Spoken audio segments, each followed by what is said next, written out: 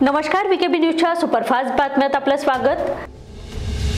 उद्योग, रोजगार, शिक्षण, पायाभूत सुविधा, पर्यावरण, पर्यटन अशा सर्व क्षेत्रात प्रगतीची वाटचाल गतिमान करून राज्याच्या सर्वांगीण विकासाला नवी उंची प्रदान करणारा अर्थसंकल्प अर्थमंत्री अजित पवार यांनी सादर केला आहे, अशी प्रतिक्रिया भारतीय जनता पार्टीचे प्रदेश उपाध्यक्ष प्रवक्ते ॲडव्होकेट धर्मपाल मेश्राम यांनी दिली आहे।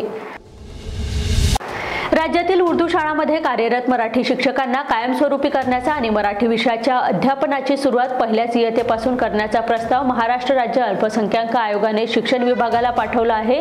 आयोगाचे अध्यक्ष पॅरेजिया खान यांनी सांगितले की शैक्षणिक वर्ष 2025-26 मध्ये हा प्रस्ताव अंमलात येईल। महामेट्रोने गेल्या 6 वर्षात अनेक मोलाचे दगड पार केले। सुरुवातीच्या मर्यादित सुविधापासून तर आतापर्यंत सतत नवनव्या उपक्रमातून प्रवाशांचा प्रवास सुखरूप आणि आनंददायी केला। 6 वर्षात महामेट्रोने 9 कोटी प्रवाशांची वाहतूक केली आहे।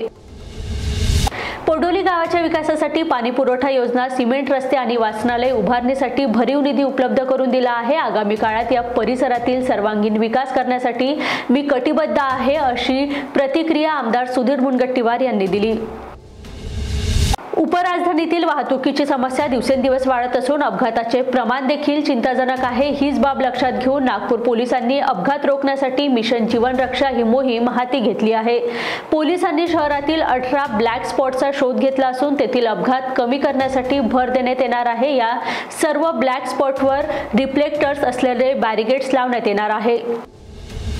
शेफ विष्णू मनोहर यांचे master recipe by Vishnu Manohar हे फेसबुकवरील खाते हॅक करण्यात आलेले आहे। गेल्या 10 ते 12 दिवसापासून हॅकर्स या खात्यावर अश्लील पोस्ट टाकत आहेत, त्यामुळे त्यांच्या चाहत्यांचे कॉल त्यांना येत असल्याची माहिती शेफ विष्णू मनोहर यांनी पत्रकार परिषदेत दिली आहे।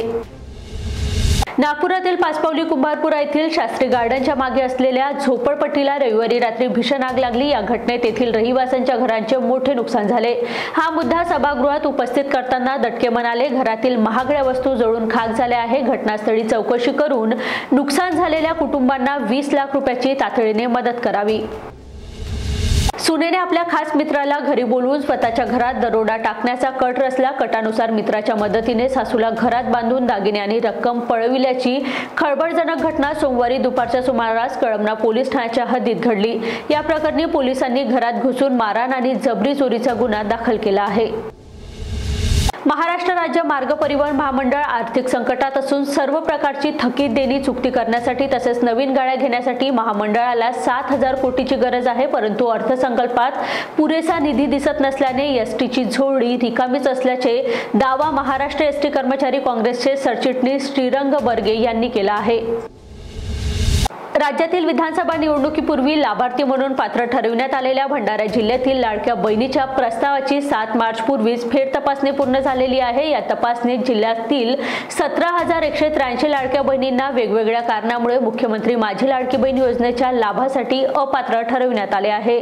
सत्तेत बसलेल्या भावाने निवडणूक जिंकण्यासाठी आपली फसवणूक केल्याची भावना व्यक्त होत आहे। तुर्तास इथेच थांबूया। बघत राहा वीकेबी न्यूज। नमस्कार।